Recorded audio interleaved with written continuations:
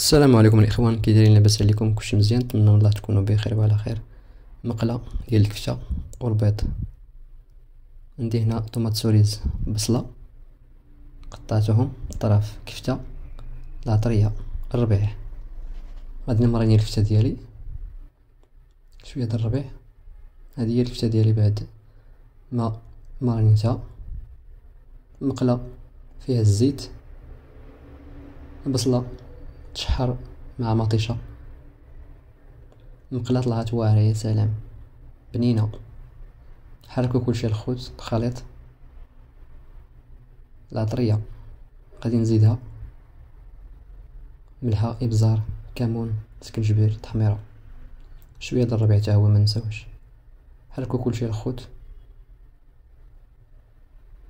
خليو المطيشه ديالنا مع البصله باش تشحر لينا.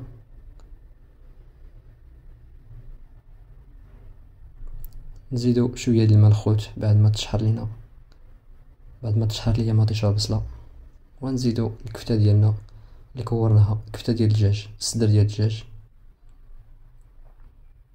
صراحه جات رائعه. عندي هنا البيض، 5 البيضات غادي نزيدهم من الفوق وحده بوحده. صراحه الخوت القيله طلعت يا سلام. نتمنى يعجبكم الفيديو الخوت ويلقاكم في احسن الاحوال. ما تنساوش تدعمونا بلايك ديالكم والتعليق ديالكم. وهذا هو الشكل النهائي ديال المقله ديالنا. شكرا لكم الخوت، مع فيديو جديد ان شاء الله، احبكم.